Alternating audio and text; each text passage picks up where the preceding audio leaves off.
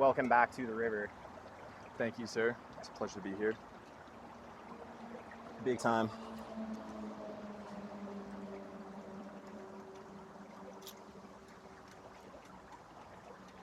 What kind of business ideas do you have?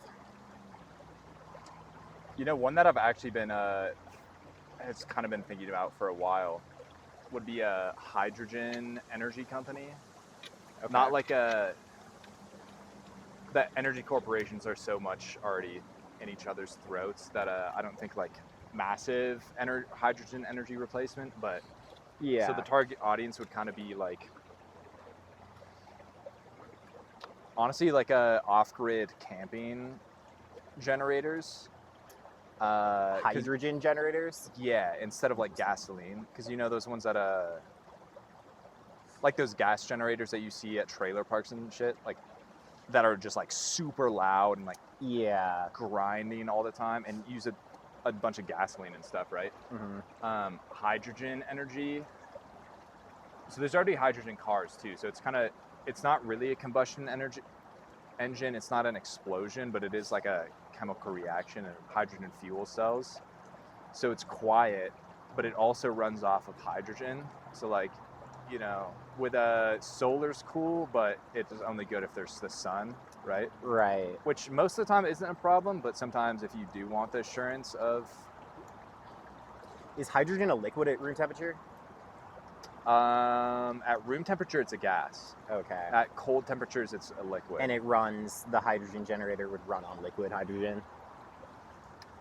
To be completely honest, I don't know how it's stored.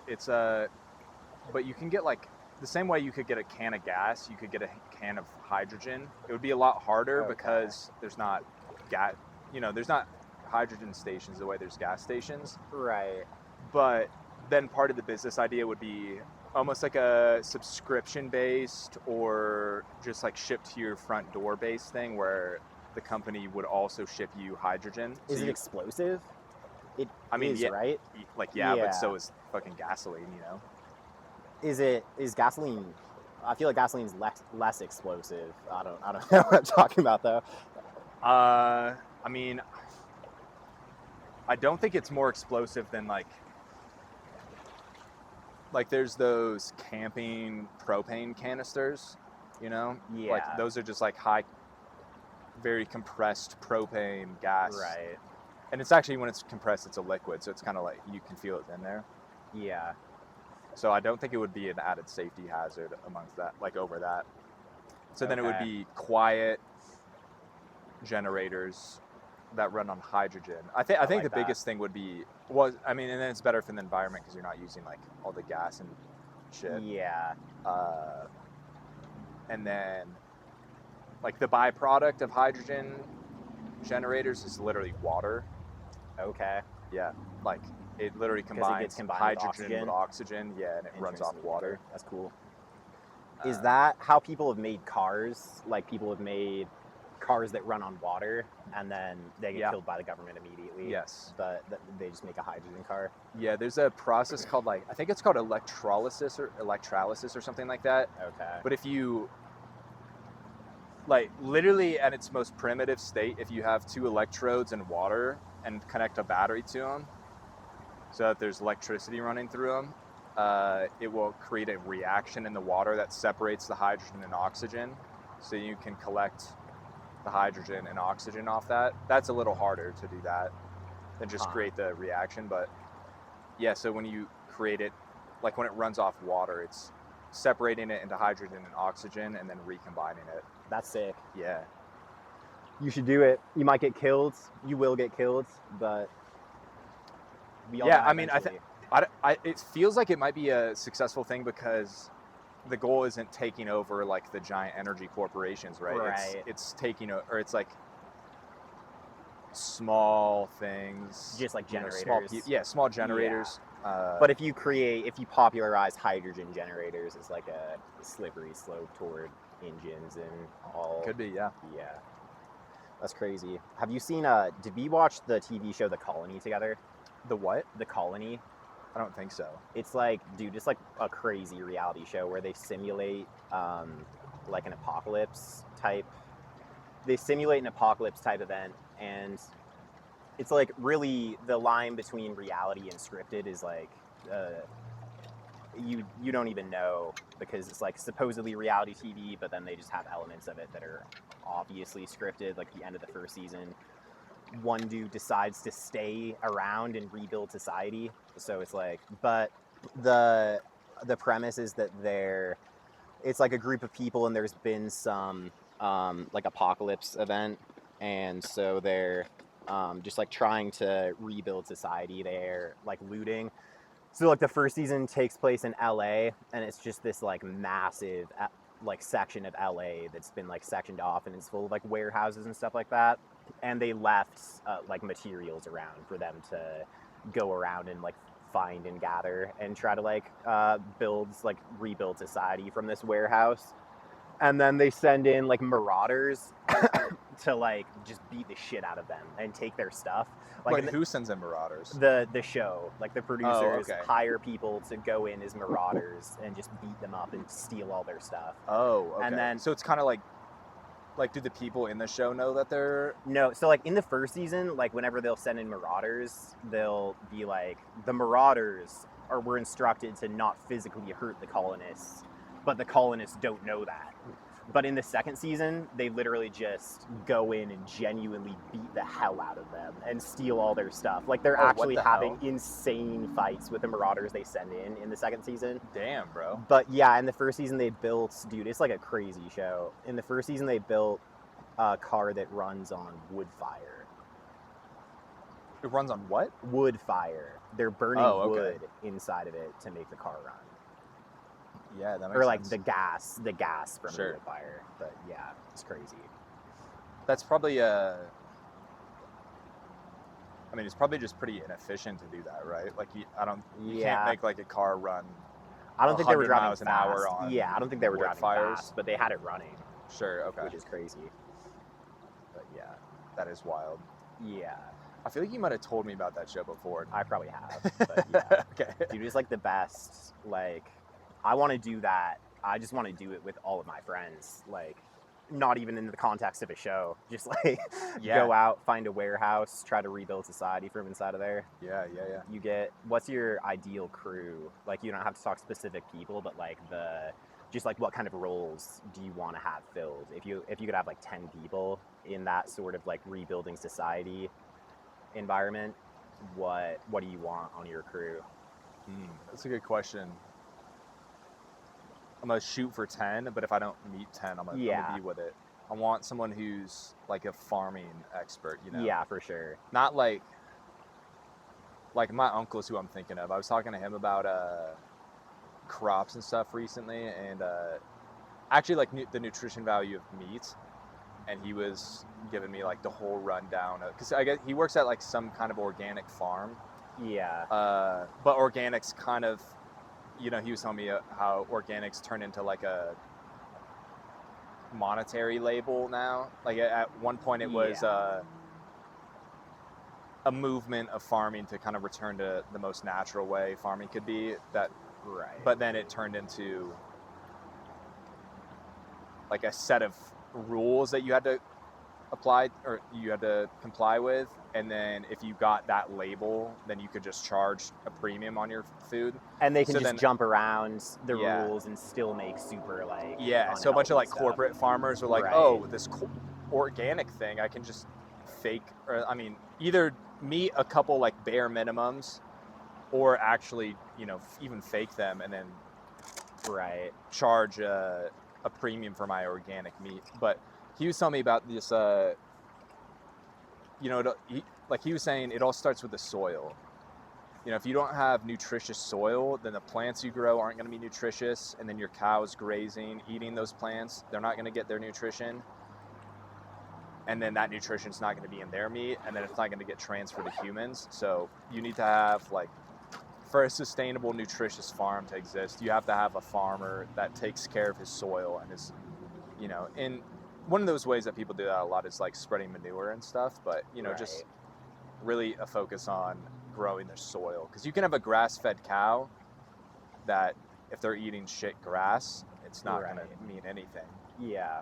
And then grass-fed's another one of those labels that originally was a good thing, and then farmers figured out that you could just feed them shit grass, and then And it also doesn't even also have, like, charge you have a to look for premium. 100% grass-fed, because you can just feed them a handful of grass at some point in their lives and then call it grass-fed. Well, If and it's then not even like that, it's like grass-fed, grass-finished, like, yeah, grass-fed versus finished. So my grandpa, right. he owns a bunch of cattle, and he raises them and then sells them for people to finish them. So, you know, he does like mostly grass-fed, but it's in Michigan, so it's kind of impossible to. So then he uses like good quality feed to supplement their diets. Yeah. But then as soon as he sells them to people, there's no control over what, you know, they can feed them whatever and finish them Yeah. however they want. Yeah, Interesting. Yeah, that's crazy. definitely. But Agriculture? You want an agriculture person on your team? So out of my 10 guys to rebuild Yeah. society, I want an agriculture guy. Yeah. I want an energy guy. Yeah, You like, know? so who's your energy guy? Like an electrical engineer or like a... I don't know, man. Yeah. That's kind of a tough one. Yeah. I don't really care about their. I feel like you want a whole engineering team. Like you want an electrical engineer, a mechanical engineer. All right. Yeah. Here's where my electrical engineering elitists opinions come out. Yeah. I feel as an electrical engineer that electrical engineers can also do mechanical, civil, I feel like that's environmental engineering. I think they can do all of those. I feel like that's kind of true of all engineering. Like especially if you have like a PhD in it, you're gonna. Yeah, I mean, if you're a stuff. really smart engineer in any of those fields, I think you absolutely can learn any of them. Yeah. I think electrical engineering just attracts a higher skill. You think base. than like aerospace or mechanical or Aerospace is, you could probably say the same about aerospace. Definitely more Yeah. than mechanical though. When I went to school, all the mechanical engineers, it felt generally, there was a lot of really good ones, you know, yeah. but it felt like overwhelmingly the majority of them was just people that that viewed most degrees as a waste of time and wanted to be higher achieving. So they just went to the easiest kind of engineering and became mechanical engineers. Yeah, that's fair. So then you got your agriculture, Yeah, so you on got your engineering. On my team, I got agriculture, energy, I think is big. Let's just say engineering and put 3 people there. Just a team Yeah. of 3, you know. You don't want to. That's one of the things that happened on the first season is they had like a bunch of engineers and they were all at each other's throats the entire time. Yeah. And then they also had like a mechanic who was like the most domineering, and he was like yelling at the engineers the entire. He was literally way better at engineering than any of them though. Like he was creating all this stuff, and then they were all just getting super butthurt that he was like being rude to them. But to be fair, he was doing everything. Well, a mechanic, you know, he spends he has his experience in like the real world building things, right? Yeah. Whereas the engineers, like, they spend a lot of time in the theoretical realm. Yeah. And, you know, if you're going to be doing cutting edge stuff, that you need to have that background. But when it comes to like rebuilding society, you're not trying to you're not trying to like create things or create new stuff, you know? So then at that point, like a mechanic who has spent years like twisting wrenches and like making things work might be the better option there. Yeah. Yeah, it proved to be true on that show. And then you want some, you want people who excel in multiple areas, but like you want all of the dudes to be able to fight and also make weapons. Like the coolest part of that show was the weapons they made. They were making like flamethrowers and just insane stuff. That's awesome. Yeah. That rocks, bro. To shoot at the people the show hired to come in. I feel like, have you ever seen that show Forged in Fire? No. It's a bunch of blacksmiths. Yeah. So they'll get some requirement for some weapon that they make, and then they all just forge steel, you know, and just like hammer it into whatever. And I think, bro, like my uncle, you know what? Yeah, my uncle seems like he's solidified a position on my team because he's also a blacksmith. Okay. Yeah, for sure. He's an organic farmer, also a blacksmith. Bro, he also, this is kind of in the realm of blacksmithing, but he also has like created his own rifles. or at least one time created his own rifle, like an old like flintlock rifle with that fires based off of like pounding flint that ignites a bunch of gunpowder. Yeah. So he made it out of like wood and steel. That's sick. Yeah. And then you want some. You might just want to have a security guy whose like entire role it is who has some technical knowledge for how to create stuff too. Bro, I want Garrett entire Craig role. as my security guy. Yeah. Is he gonna make weapons? I feel like, yeah, he can make some weapons, but also I think out of your security guy, you want someone who takes his job just a little too seriously. Yeah. And I think Garrett would take his job just like not way too seriously, but a little too seriously to where it would be appropriate, you know? One of my favorite stories of all time is when Garrett was in that nightclub and he like bumped into somebody, and then he was taking a piss, and in the bathroom the dude he bumped into and his friend came up behind him and like shoved him, and were like trying to like square up, and he just turns around, looks at them and goes, "All right, you guys are gonna win this fight, but I'm gonna kill one of you." And then they just looked at each other and just kind of laughed and just turned around and walked away. Bro, yeah, that's what you want out of your security guy. Yeah, big time. Yeah, you want a security guard or just a security guy, and then. Do you know Garrett's dad was a security guard too? Yeah, At like a local I'd always library. see him at the library. Yeah. Garrett's dad was the best. Bro, most OP library security guard in the world, for yeah, sure. dude was a G. Absolutely. Elite football coach too. He'd always walk up to me after games and go, "Hey, you had a great game," and then just pause for like 5 seconds and be like, "For a girl." Yeah. Yeah, you want a security guard or a security guy. You want doctors, like medics, maybe even multiple, low-key, because like that is going to be a big deal. That's true, yeah. I Dude, feel maybe, like you want- maybe I'm going to take my brother on this too, because he's a firefighter. Got enough medical stuff to do most things, you know? Yeah, I feel like you want like a surgeon and like a naturopath. That's true, yeah. My brother's also does anything and everything adventurous, so if you need someone to go get some resources from like down the fucking river, bro, he's your guy. Hell yeah. And then yeah, you want a samurai for vibes. That's true. I'll be the samurai. Yeah. Yeah. You want a Rick Rubin creative type for vibes. Just to set the energy. That's true. You actually do want people who are just gonna keep the peace, you know?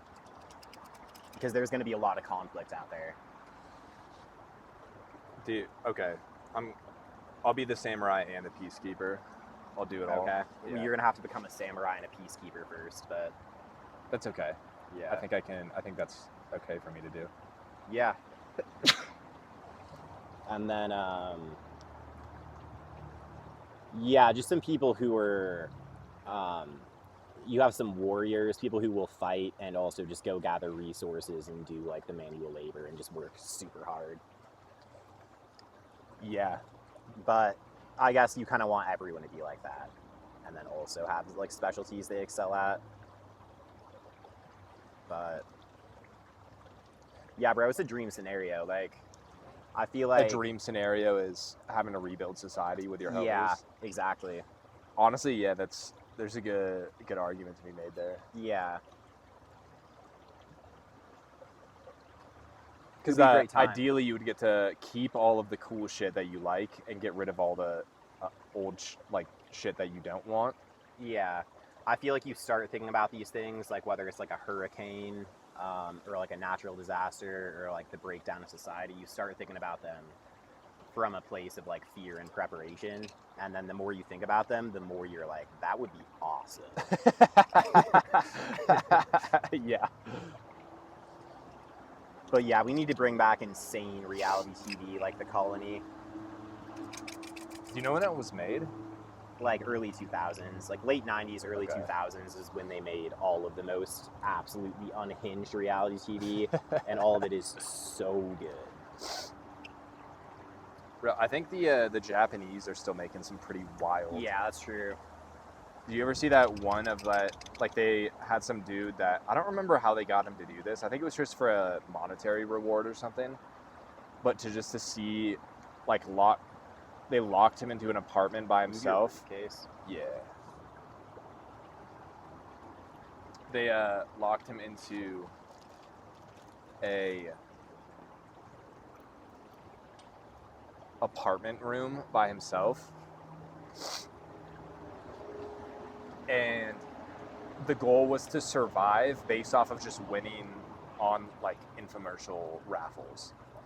So he went, like, a long ass time before winning anything at first. So he was, like, starving, and, like, the whole country was watching him just, like, kind of perish. This is in Japan? Yeah. Okay. I think it was, like, maybe a decade or two ago at this point. But Yeah. yeah, he won something like if it wasn't this, it was like this type of thing. He won like a bunch of goat milk soap or something as his first thing. That's huge. And was just so hungry that he just started eating the soap. Yeah. And he ate, like, so he was surviving off of goat milk soap for, like, or something like as nutritionally dense as goat milk soap for a long ass time. That's impressive. He was dedicated. Did he have an option to leave, or he was more I don't of a prisoner? remember. I don't remember. That's crazy.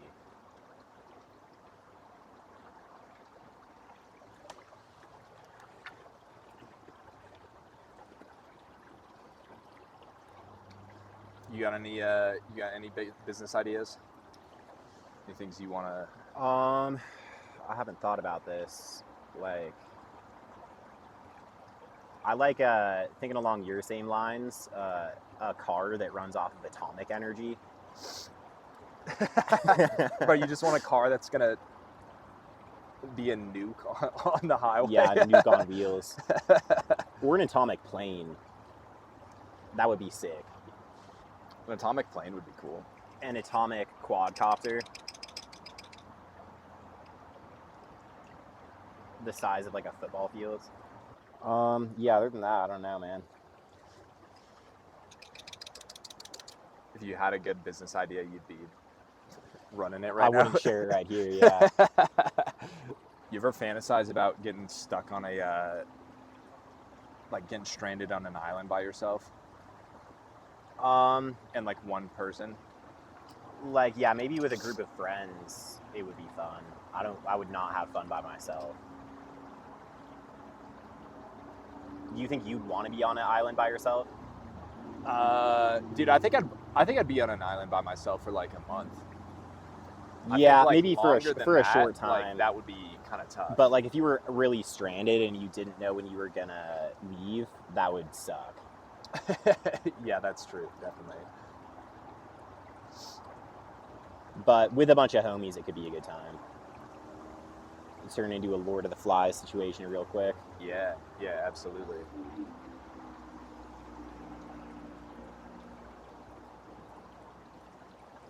You just got to be the first one to eat your friend, you know? You can't be the first friend to get eaten, so you got to be the first one to eat a friend. I like to think I would just starve to death before I started eating people, but that's just me. I don't want to cross that line. They say that human meat is so delicious that once you get a taste for it, there's no going back. Is that what they say? No, but... Dude, you know what I heard for like the first time a couple months ago is that you die if you eat human brains. Like immediately, or it's just like... No, I heard that it poisons you. Like, I know that with eating human meat, there's like some disease you're going to get from it that actually makes you addicted to it also. So there is a thing where like once you start eating people, you can't stop, or you get like addicted to it. Which is why I made the joke that it's because it tastes so amazing. Okay, But yeah, I don't know the details. No, I heard that like if you eat human brains, it's I think like, I have there's heard some that. kind of toxic thing that happens and it literally kills you. Interesting. So I've heard I'll that bet like a lot of people throughout history have tribes tried eating brains, thinking like supports like, right? So if they want to make themselves a genius, they eat brain. But I don't know. I think there's like cannibal tribes out there because those still exist. And yeah. They just eat everything but the braid. Yeah, that makes sense. That's crazy.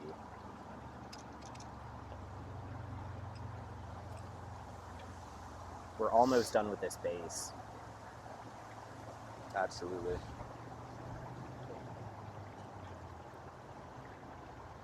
If you could bring only a few books with you to restart society, what do you think they would be? Probably mostly religious texts, like definitely the Bible.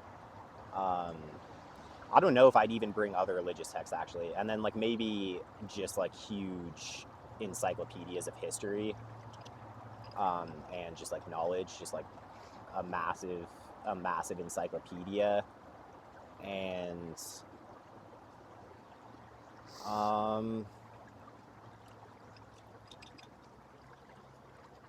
Percy Jackson, the Lightning Thief, probably. Have you ever?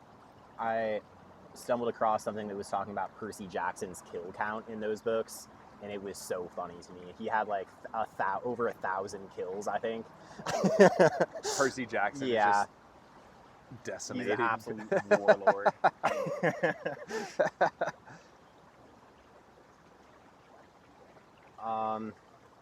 Yeah, man, I don't know. Percy Jackson, the Lightning Thief, the Bible, an encyclopedia. You think like you'd bring like the Brothers Karamazov or anything? I mean, I think my favorite book is The Idiot, so I guess I'd throw that up in there. What is that? Because it's your favorite, or because you think like there's the most? Yeah, no, it's just to 'cause I learn love from it. Like, there's more to learn from Brooks, 'Cause obviously- probably, but Because obviously you don't put like your favorite in the thing, right? no, But I do. You think? I do. It's The Idiot, bro.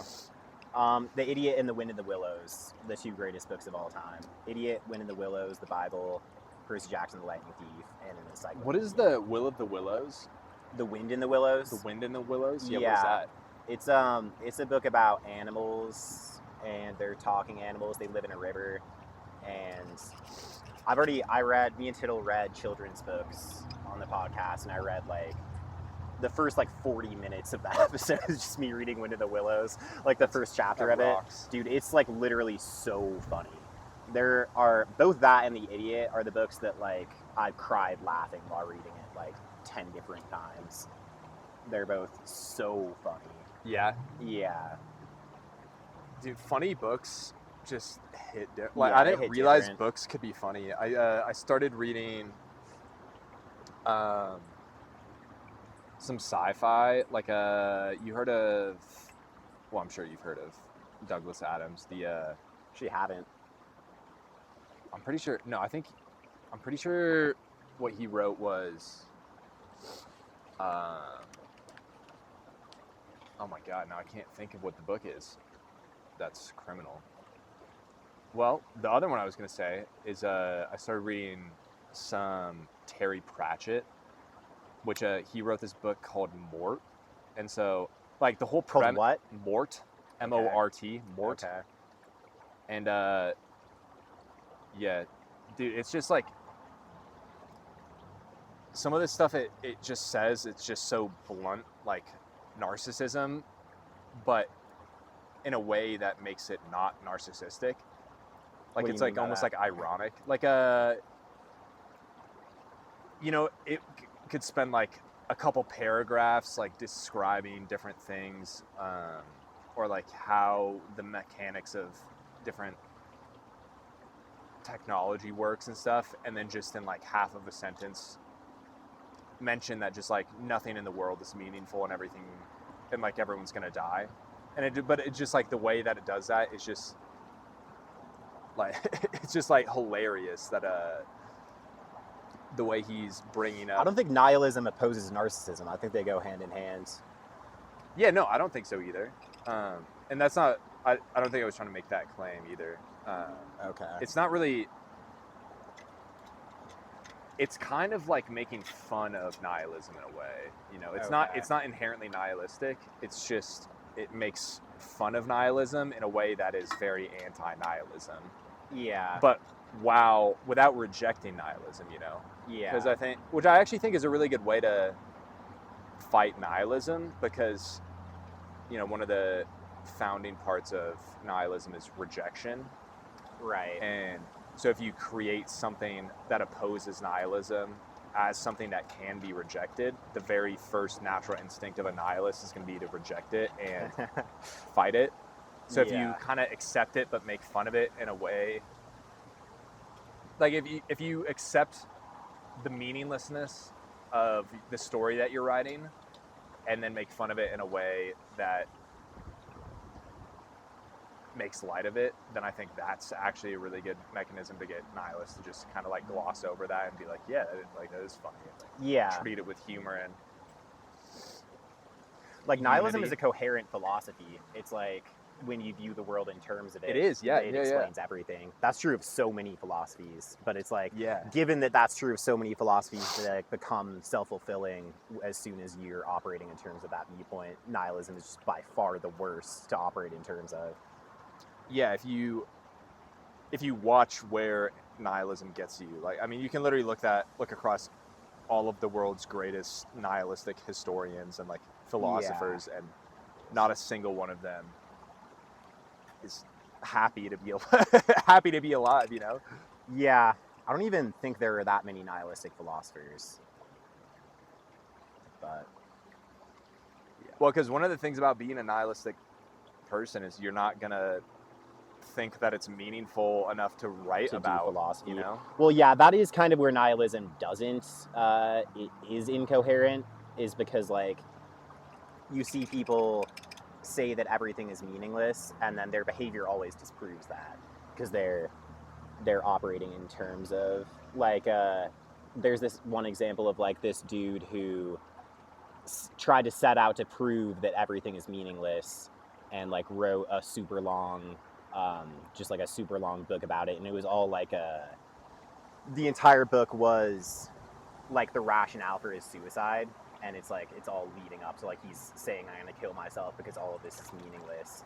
But just the very fact that he sets out to prove it, and that he is like trying to immortalize himself in doing this, and he's like setting out to prove it, it's like a dramatic gesture, and like all of the drama that's intermixed with it, and just like the way that he's acting, it's like he's making it into something very meaningful, right?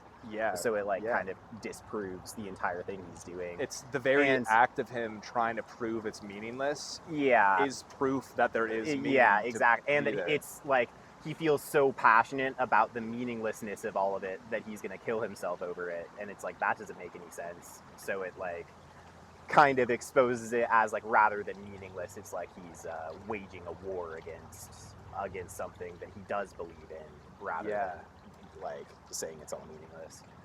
Is that story from Martyr Maid? Yeah, the one where the guy like he writes this giant book, and then his last act is going and killing himself on like the front steps of he killed himself very publicly too. Yeah, it was like if it didn't matter, why'd you have to make such a gigantic, grandiose thing of it? Yeah.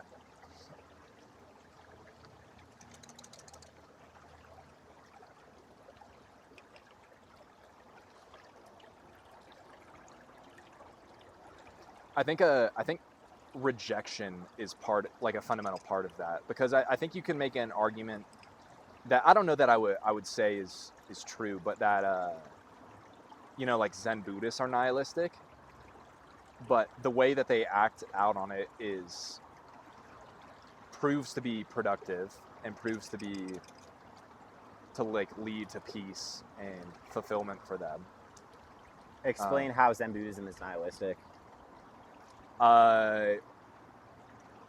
Like the premise that there isn't meaning in things, you know? Just like inherent emptiness is like the fundamental thing. Yeah, that like, you know, that there isn't a reason that we're here. There isn't like a grand plan here. But then rather than fighting that and trying to prove it, they take more of a stance of accepting that and then that becomes an acceptance of reality as a whole.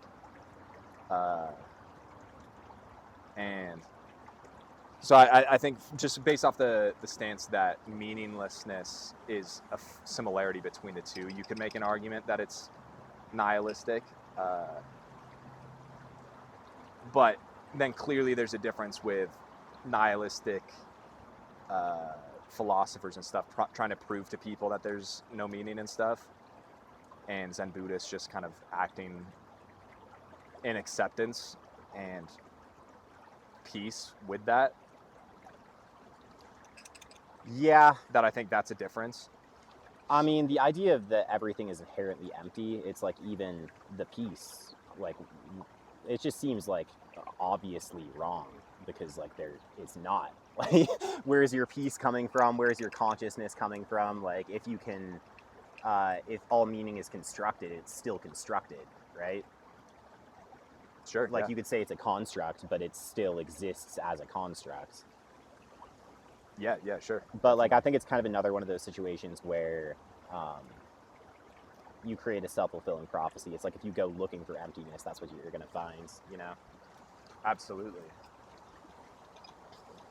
Which I think that's what a nihilist does, whereas I don't think a Zen Buddhist is going out to create anything. I think it's coming from a stance of acceptance of, and it's like they're trying to break down the constructs and get to the bedrock, which they think is like emptiness, but it's like not exactly emptiness, because it's like emptiness of ego, and they're like trying to go back to the God source kind of. They think that the ego and the identity is like a false construction, so once you get past that, you can transcend your own individualist consciousness and like go into the God mind sort of, and like enter into the universal consciousness, which is like not inherently empty. It's like, I don't know.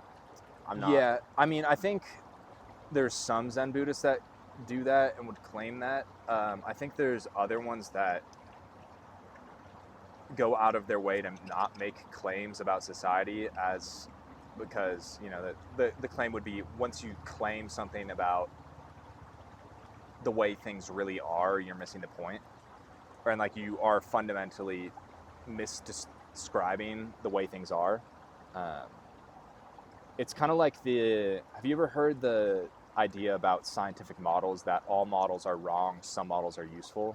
Yeah, I think it's kind of like that, where there's a belief that pretty much anything you could use to describe reality is like, the second you try to make a fundamental claim about the way things don't are. build in, just build around. Like, wanna. All right, word. Yeah. Let's do it. Yeah, which I think is kind of like, it's like we were talking about this in our last conversation, how just like when you're using signs to describe reality, the sign and the signified are never going to be the same thing. Like, do you know what that means? Like a word, a sign is like an abstract model of something. Like the word tree is a sign for the object's tree, you know? And the word tree has nothing to do with the object's tree. So right. It's like they're distinct things, and the word tree is just like a sound, and the actual object tree is something so like it's like alive, you know? It's like more complex than any word could encapsulate. So it's like the nature of making models, especially with our limited consciousness, is always going to leave out a massive aspect of what they are. So like that's true, but like that, there's nothing about that makes everything inherently empty.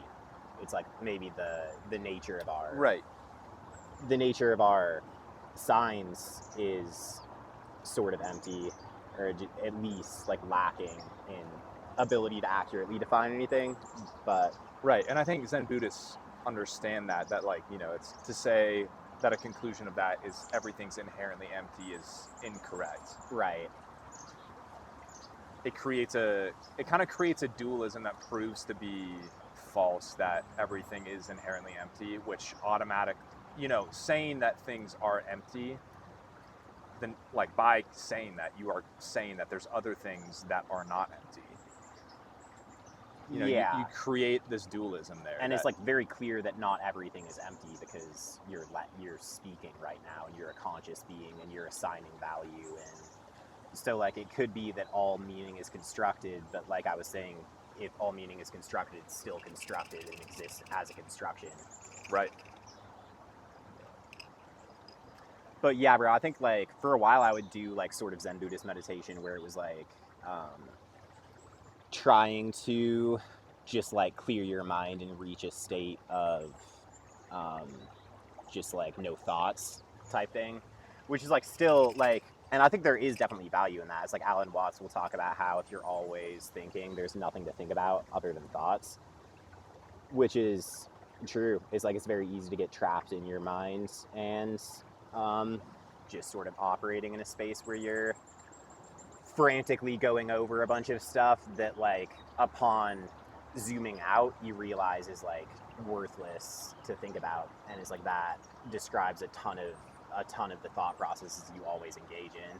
And it's like even like if you're looking at it through the perspective of like what will I look back in the future and think was really important, and how much do I think about that stuff, it's like how much of your day-to-day thought process is dedicated to that stuff versus the things that you'll like look back in the future and be like, that was completely irrelevant. So Sure. It's like, that's like a beneficial aspect of Zen Buddhist meditation, is just like calming your thoughts to the point where you can try to zone out and look at them more objectively and like recategorize what's important. But like, that's kind of different than like seeking emptiness like as an end, kind of. For sure, yeah. And it's, I don't know. There's a verse I think a lot of meditation practices, like a lot of guided or meditation, a lot of people who create guided meditations and will like guide you through meditations will claim that, like having a desire of like a space that you want to reach is kind of fundamentally incorrect. Right. That like if you want to reach this space of emptiness, like it's kind of wanting to is proof that you won't get there. Like, like Buddha said to somebody who said that they've rid themselves of desire, he was like, you're still desiring not to desire. Right, yeah. But so,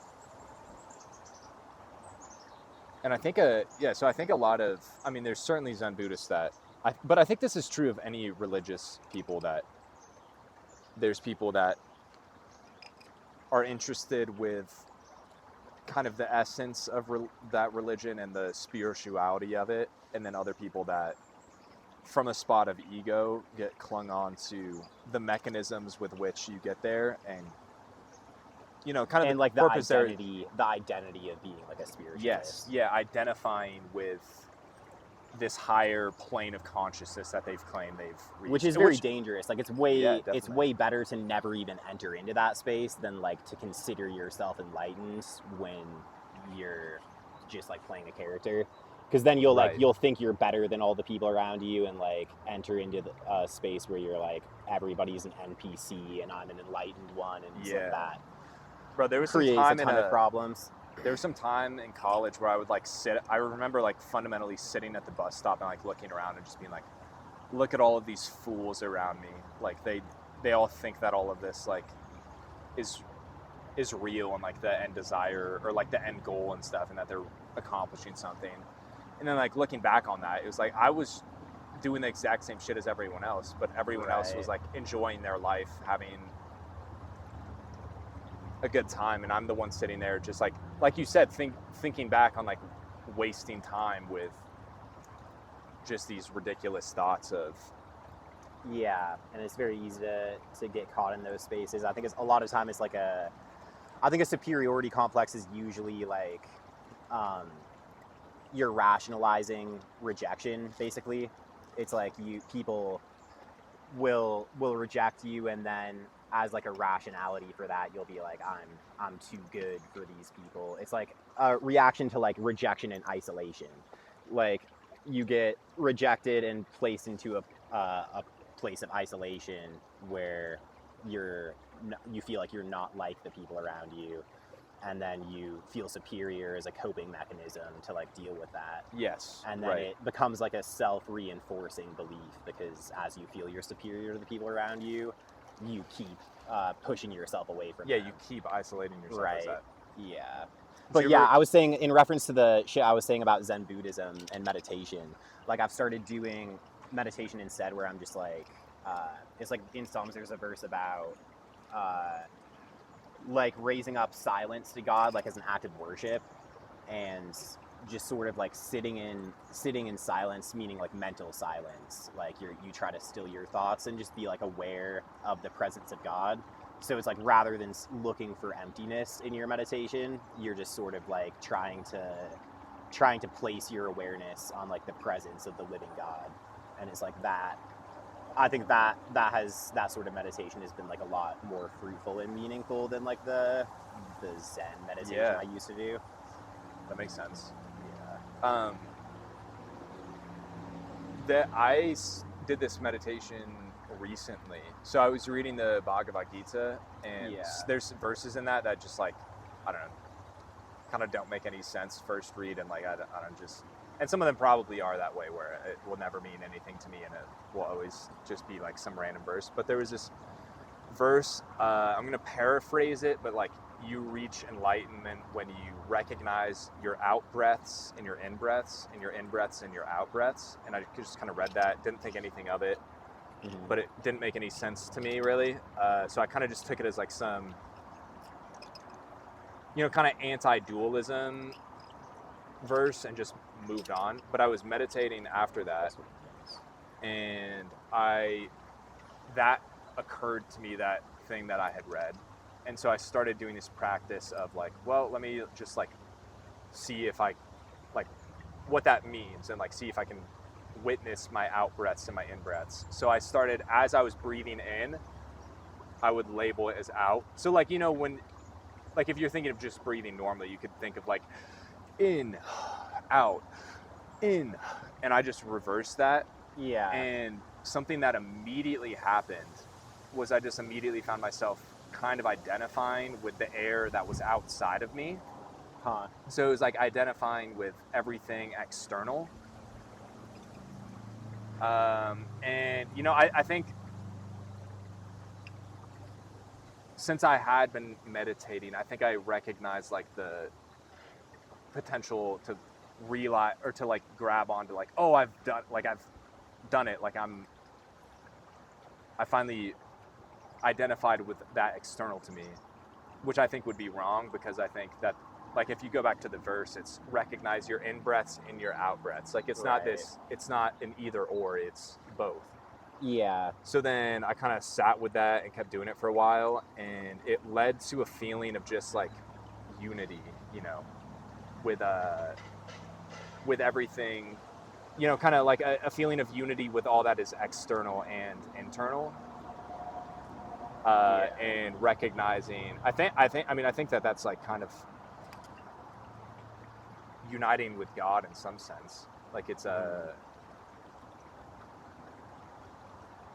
this feeling of unity with all that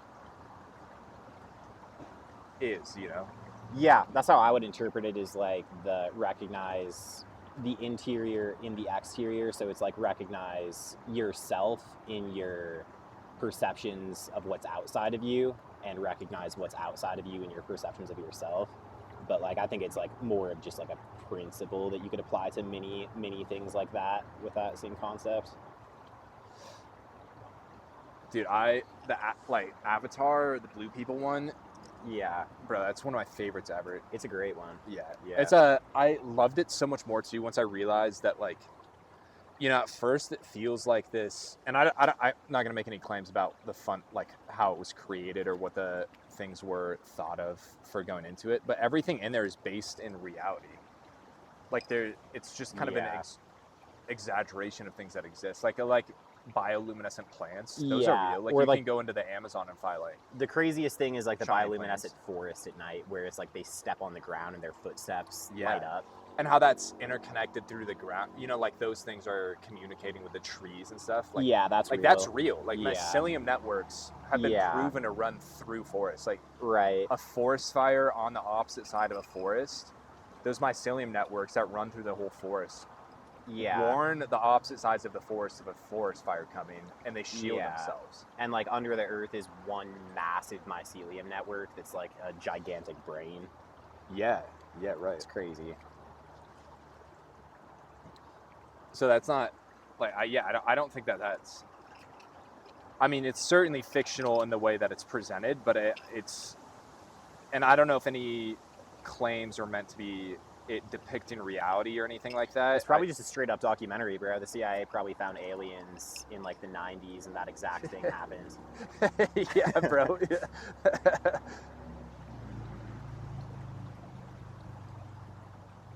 Bro, I hikey kind of like how it's not perfectly geometrical. No, it's nice. It's really good, actually. It's fucking awesome.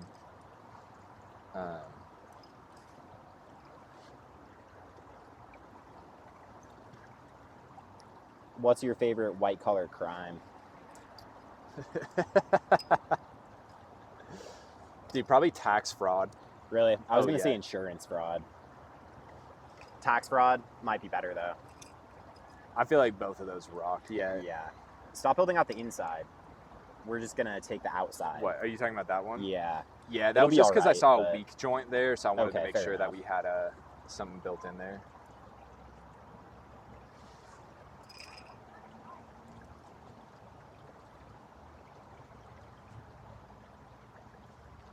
Yeah, I like tax fraud for sure. Yeah, tax fraud is chill. Bro, I saw someone go on one of those financial advising shows recently. Like, it wasn't Dave Ramsey, but it was like Dave Ramsey type of thing. Yeah. And this person was talking about like having not paid taxes for a few years, and this person, the host was like, "So you're committing tax fraud?" And they're like, "No, it's not that. Like, I just don't pay them." He's like, "Yeah, that's tax fraud." You know Bill Cooper? No, I don't. He's like kind of considered like one of the OGs in the conspiracy world. He wrote this book called Behold a Pale Horse.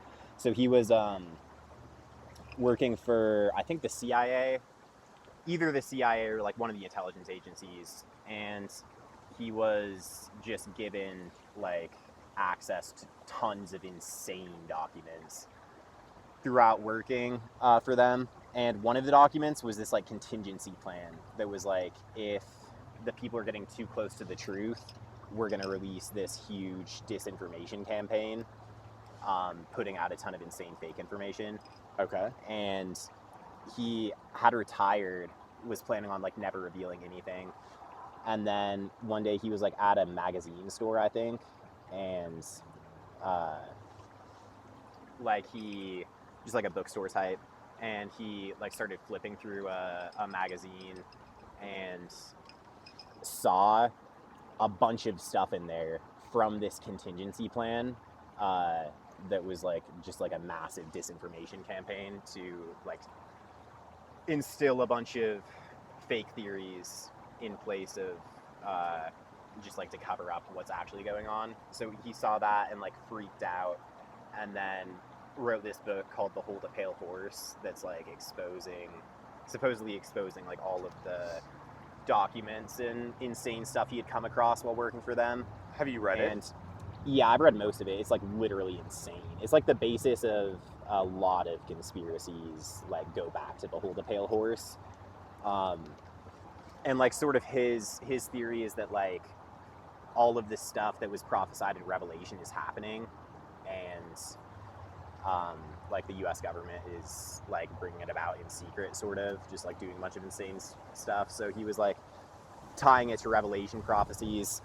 He was talking about stuff like we're communicating with 3 different alien species and we have contracts with them, like we make deals with them where they get certain resources from us and we get certain like information and technology from them. There's like a ton of a ton of stuff in there that's crazy. But like one of the documents was like a declaration of the Third World War, which is just like against human consciousness. Basically, it's like a psychological war that they're waging against the population to get them to believe in a ton of insane stuff and become like basically erase the truth from their memory. It's like a crazy concept how they can erase things. Dude, stop building out the inside. You cannot stop. I can't. I mean, I guess we can, because like I was just saying we should go like here and then just build along the edges. I mean, I guess we can keep on doing this. We're not going to finish. No, I'm with it. You don't think like some on the inside? Yeah, we can do some supporting on the inside. Okay. But like, let's try to tone it down a lot. But let's try to just do the outside and see if I think it'll work well if we just start doing pure outside. Word. And then maybe throw out in some supporting beams. I might keep. I don't know if I can refrain from doing zero inside. You can't stop yourself. I cannot stop myself from zero inside. But yeah, there's this concept of like the Third World War that's being waged silently. That's kind of crazy. And I feel like that's going on right now. Yeah, just like disappearing a lot of the truth from history that was known, and replacing it with a bunch of stuff that's just going to basically induce like a mass psychosis. Damn. Okay. Does that feel like that's happening right now, or? Yeah, I would say so. Like the mass psychosis, you think? Yeah, in the sense of like just believing a culture that believes in a lot of things that we historically have known not to be true and ignores truths that have been accepted by all the generations before us. Do you have an example of that? I don't know. I think it's really interesting. A really interesting example that Eric Weinstein talks about is when they disappeared sections of physics during the Cold War. They, I think he was talking to somebody in the intelligence agencies about some piece of information that could be like potentially harmful if like a ton of people knew about it. And he was like, well, we can't just, there's nothing we can do about it. Like we can't just disappear this information from public knowledge. And they're like, oh yeah, we can absolutely do that. Like during the Cold War, there were entire sections of physics that we made go dark, which means that they just like erased them. They probably took all of the textbooks that had them in them out of circulation and deleted all knowledge of it from the internet. So they just go in and classify some piece of physics in this example that they didn't want the Russians to know because it would have helped them in their nuclear program. Damn.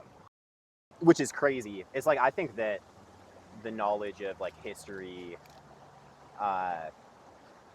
like what was going on in ancient Egypt and stuff like that, I think that our intelligence agencies probably have a lot of that information that they've classified because it helps them in some way. Yeah, I think you're right too. Like a lot of like the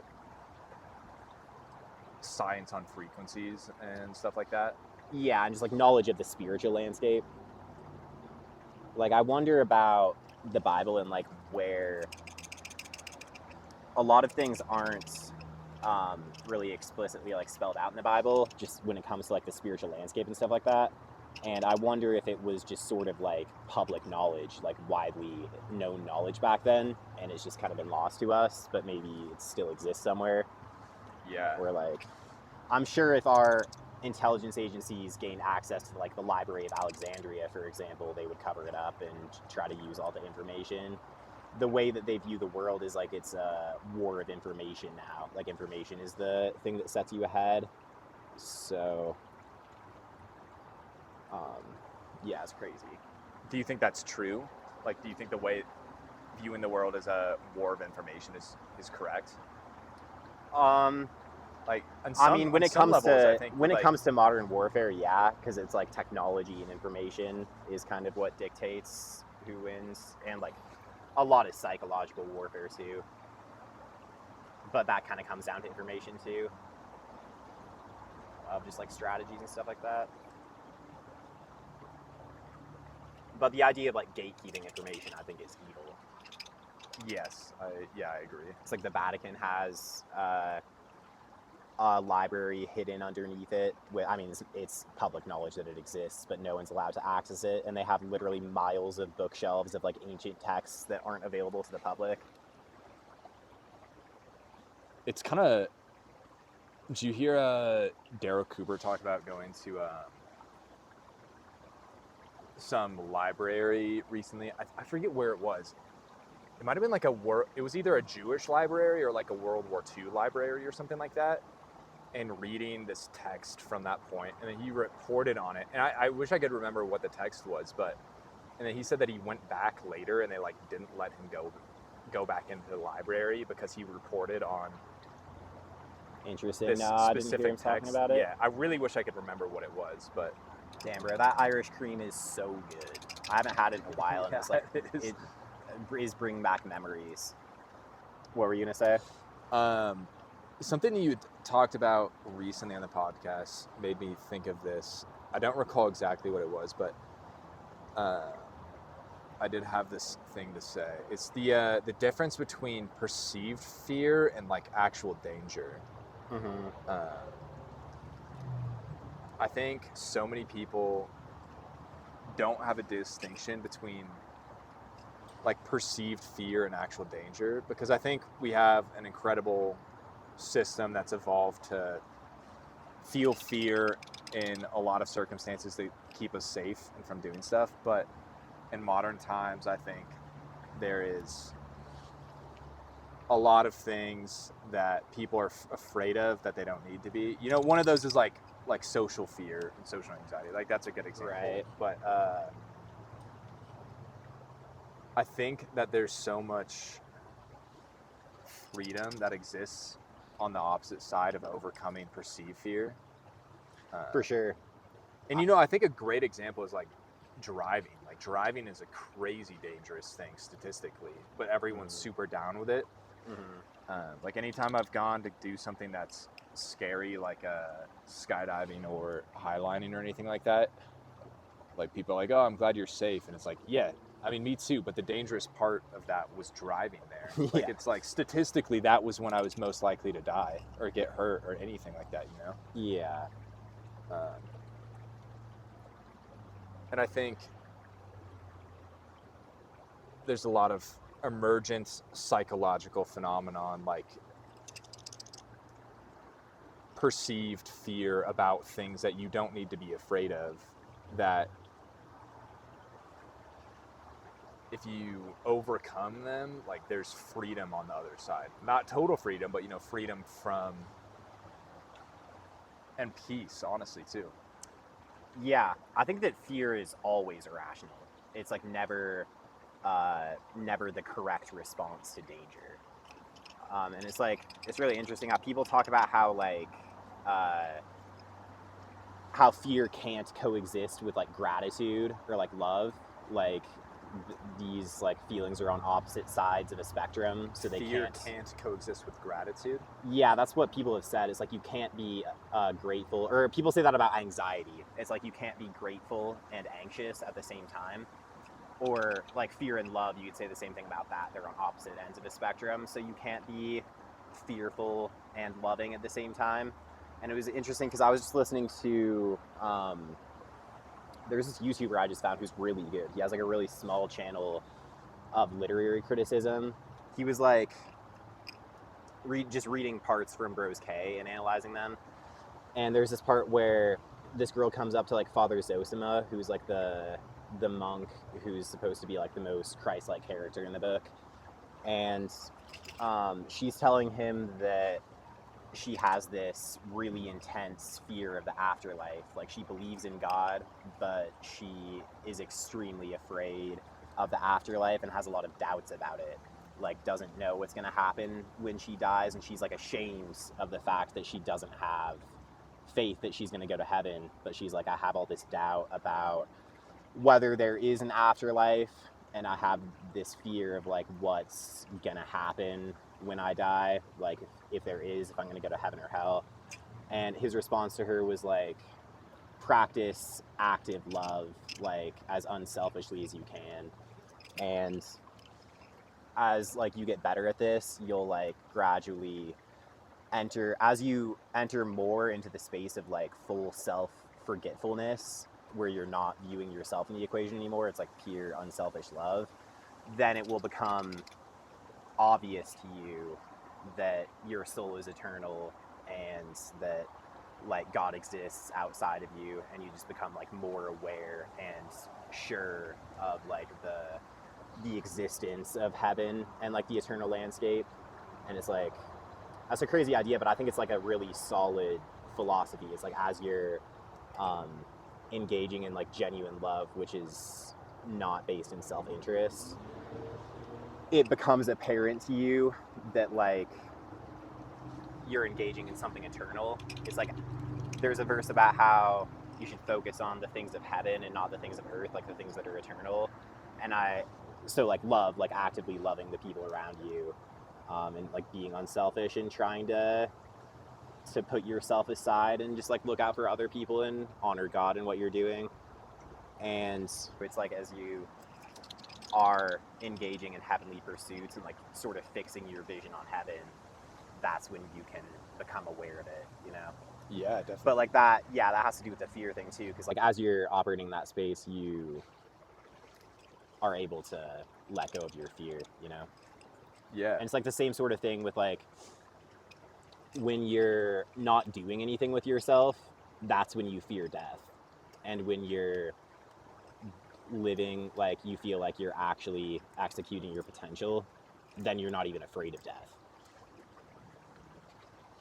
Something I used to say is most people are too afraid of death to ever actually live. Right. As soon as you start living, you don't even fear death anymore. Right. It's crazy. The idea of losing yourself in love is a pretty crazy one too, because I think it's kind of proven to be true as well. You know, like, ancient philosophers always said that, but modern brain scans have shown that monks who've spent a bunch of their time meditating, like, you know, years meditating, Their amygdala with shrinks. like selflessness and loving kindness. You know, if they take brain scans of these guys and just tell them to, you know, be compassionate or something like that, and their brain, the part of the brain that controls compassion and selflessness will fire like 300% instantly from just, like, being told to do that. And you know, I think something that you can experience as well is when you do practice selfless love, you can find yourself in a spot where past and future don't exist, and anything other than just the present moment doesn't exist, and you can't find yourself in that, but you don't want to find yourself in that. It's you're having this external from yourself experience where because a lot of the only thing that exists is everything without yourself, and it's this beautiful, blissful experience. A lot of the, like, lapsing away from the current moment into, like, the past or the future, I think has to do with, like, just, like, pathological self-obsession, where you're dealing with your identity and you're like wondering how you're coming off. You're, like, wondering, like, who I am I doing the same stupid thing I did before? It's like all of that kind of comes from a place of, like, pathological, just, like, self-obsession, and it takes you out of the current moment, you know, when that's interesting, because I hadn't really thought of it in those terms of, like, being able to exist in the current moment as being tied to selflessness, but I think it is true. It's like, as you focus on yourself less, you exist in the moment a lot more. Yeah, it's as you focus on yourself less, you know, because I think when you're thinking of yourself, it's only in terms of thoughts, right? Like, you can't experience yourself externally from thoughts. Like, I mean, thoughts are the only way. And if you aren't thinking of yourself, then your thoughts also can't create the past or future, because the past and future only exist in terms of thoughts as well. Like there isn't, if you aren't thinking about the past or future, it doesn't exist. Yeah, and at when least in you, your headspace. I think I mean that very literally, that, you know, if you,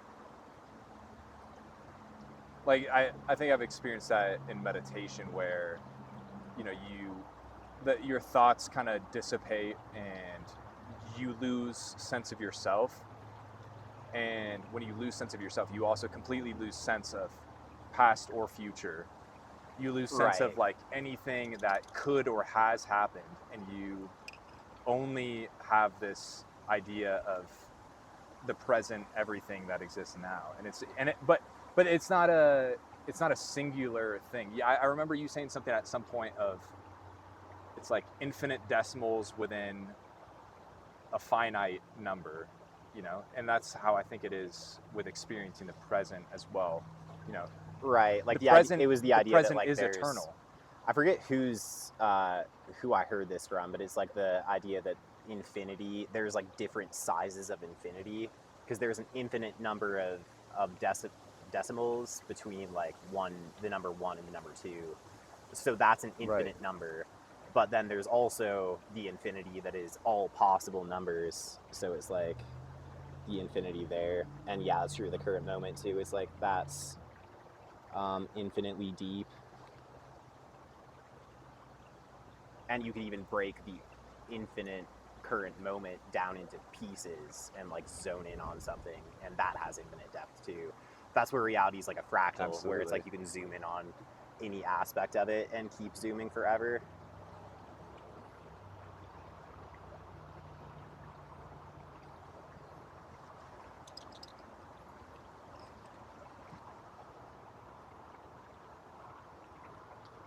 The Bhagavad Gita talks a lot about,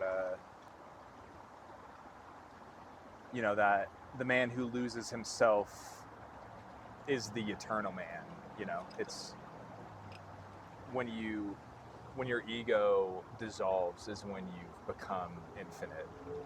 And I think in like terms of Christianity and the Bible and stuff, that's true as well. You know, once you've allowed love to take over your entire being, you've achieved eternal life. Yeah,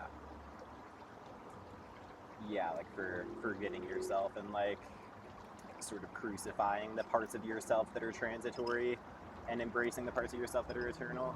Absolutely. Much easier said than done. Always easier said than done.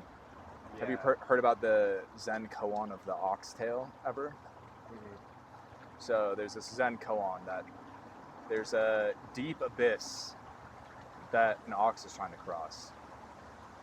And the snout crosses, and the horn crosses, and the body crosses, and the limbs cross, but the tail can't.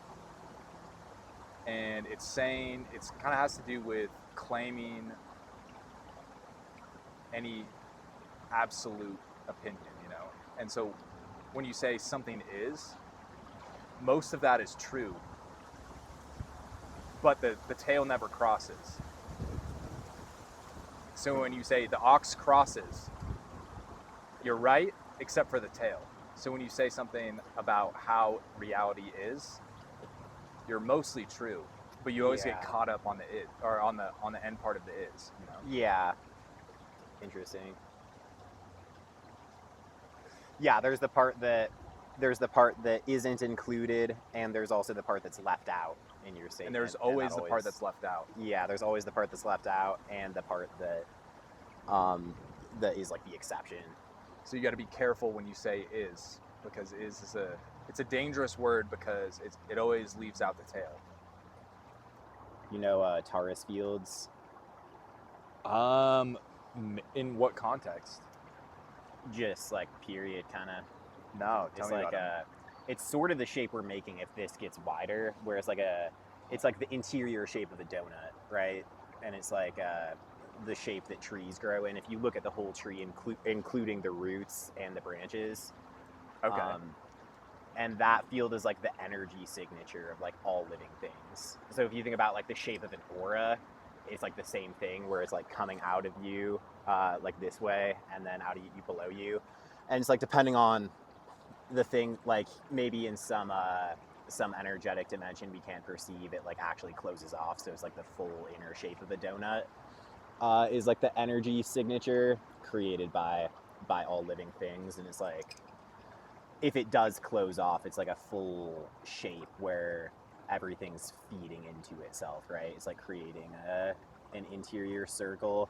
Whereas like if it was an aura, it would be like spilling out of my head and then joining back into my feet. So it's like a continuous field that feeds through the center, sort of. Yeah. And it's like what trees have, like what humans have, like universes and stuff like that will form along it.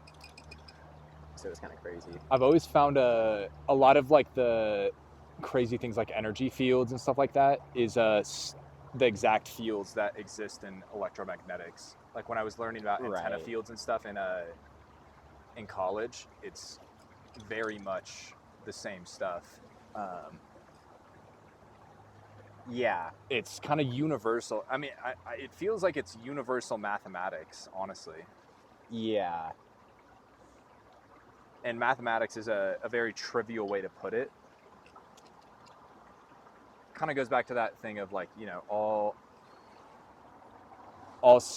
models are wrong, some models are useful.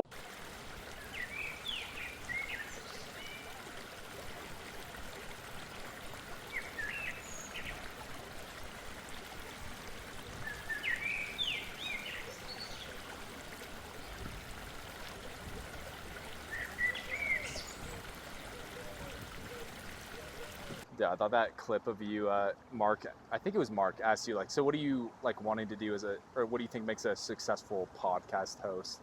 You're like, dude, I don't fucking, dude, I have no idea. That was with Dawson and Aiden, but yeah. Oh yeah, it was. I don't. And I think that's like thinking about it in those terms is incorrect too. It's you don't want to have someone who's trying to be a successful. No, yeah, that's podcast actually host. that's what I say after the clip is like I think you don't want to think about it too much because like you don't want to be performative, right? Like literally just sit down and have conversations that are interesting to you, Right. and like what you're interested in. It might not be interesting to everyone, but like as long as you're trying to like speak about something that's not engaging to you but you think is gonna like go viral or some stupid shit, like as long as you're operating in that space, it's gonna be boring. Like you just have to, and it's going to be inauthentic. Yeah, exactly. You have to lean into what you're passionate about and be authentic, and if it resonates with you, it's probably going to resonate with somebody. But like even if it doesn't, like that's not even the point. It's just like you try to have good conversations, and it's like I cut stuff from the podcast that I think would be entertaining to people, but it just like doesn't, it's not what I'm trying to do or put out there. So it's like it's way more important to me that I like what I'm putting out than it is that I think somebody else is gonna like it, you know? Yeah, that makes sense. Definitely. Which I think is the ideal way. Did you read that book from Rick Rubin, right? Rubrican. Yeah, it's a good book. You book. read the Rubrican book? Yeah. Yeah, I think like he kind of talks about stuff like that too, where it's just like,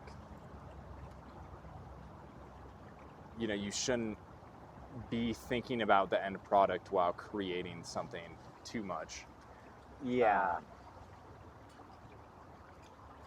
Yeah, Rick Rubin has great philosophy art. Yeah, and I mean fuck.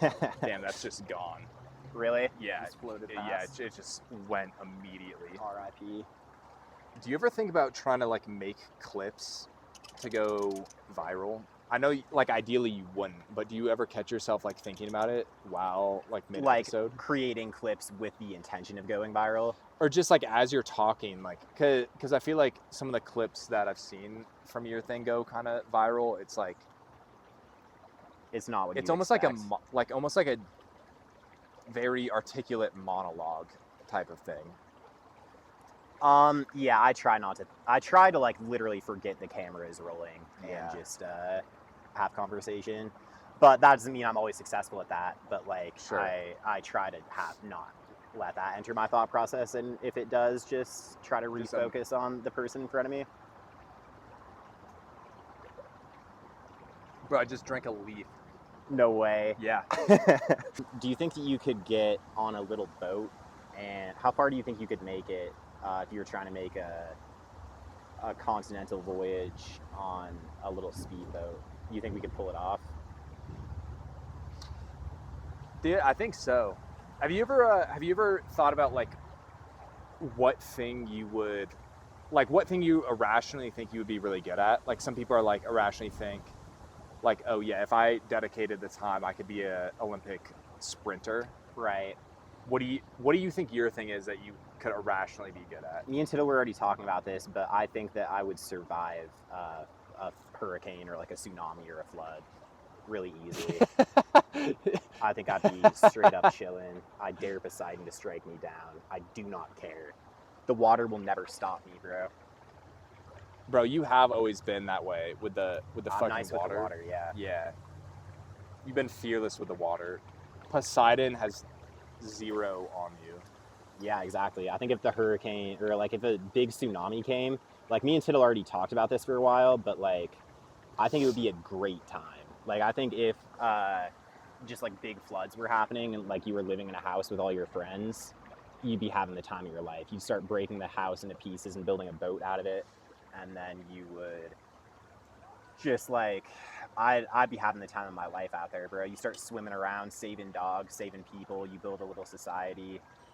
You're living on the water. You're going fishing for food. You're filtering the water for drink. You got some music playing. You save some instruments. You have a good time. I think it'd be awesome. You ever fantasize? It sounds like you do. Like kind of fantasize about like society being destroyed and just like yeah, for sure. That's been a major theme of this episode. Yeah, it has. Do you think it comes from like a kind of general rejection of like the way society wants you to be now? Yeah, I think that is part of it for sure. It's like our culture is like very soulless. It wants you to work in like a 9-to-5 desk job where you're just like sort of a corporate slave, and so like it's very appealing to people to want to return to simpler times where we're just like focused on simple issues like how am I going to eat. And it's obviously like the case that the fantasy is not going to be anywhere near the reality of like actually looking for food and being hungry if you can't find it, but right. It's still there's something very appealing about returning to that place. I feel like it's like a part of us that feels very alienated in our culture, and like a return to that simplicity would like return us to parts of ourselves that we've lost. Well, it's like where, you know, you're always gonna have suffering in some capacity. There's always some kind of thing that your psyche is gonna be trying to fix. Right. So I think the appeal of that comes from like being able to control what that is and like declare it being a survival thing. Because, you know, when your only worry is survival, then you don't have to worry about any of the other bullshit that's become the giant problems in today's society. Yeah, it's like kind of with like the hierarchy of needs, there comes a certain point where, because it's like it's not like you can just like finish the hierarchy and then your desires end. It's like as you fulfill more of your desires and your needs, they like fractalize outward and just like continue to increase. So it's almost better to like be searching for simple things and then be able to get them. Yeah. Hello. Thank you for calling into In the River. This is Alec. Hold it right up to your mic. I heard you have a business idea. The proposition is simple. It's an AI tool that changes its interface depending on the mood of your conversation until at some point I imagine it becomes unusable. And I would like $150,000 for this idea. Okay, so it's an AI interface that changes the mood based on your input? based on your input, it changes what you're looking at. Yeah. What does that So mean? if we start talking about animals, and I'm asking it about different kinds of zoo animals or farm animals, maybe the background becomes a giraffe, and then maybe the letters turn into little giraffes as well. I like that. So it's just like an ideasthesia type screen. Say it again. It's like, ideasthesia. No, I have no idea what that is. It's like synesthesia, but with ideas. So it's like a visual associated with an image. So it like just takes what your mental input is and then creates an image based on that and broadcasts it. Yes, that is exactly the idea. That's it. And maybe it plays music too. I like that. And then you could like customize the style and like make it. You could like customize your visual style. Like so feed it your own artwork, and then it spits out the images based on your style. 2 o'clock? Fuck. Okay, shit, sorry. I left my kid at church. I'm gonna have to go back. Okay, alright. Oh, that's sorry, bad. guys. Hey, Okay, goodbye. all right, we hate Goodbye. your idea. I gotta go right now. We Okay. hate your idea. All right. Throw it away. Okay. All right, forget about it. All right, we got to make moves on this idea quickly. Yeah, we do. Go ahead and copyright it right Okay. now. Yeah, I'm on Okay, it. thank God. That actually is a cool idea. I like it. I've been trying to, I just haven't gotten around to it, but I have like I had to write like a novel for one of my college classes, and it's not finished, but I'm trying to finish it and then have AI animate, like create animations for it in the style of my art. So like feed it my art, say create in this style. That would be sick. Then create animations for it and then record a podcast. Okay. Release it on YouTube. Word. Yeah. That would be super cool. For real. Yeah. All right. I probably do gotta go. Yeah, hell yeah. So you don't have anything else to say? I don't. Okay. not. Well, this has been In the River 11. You can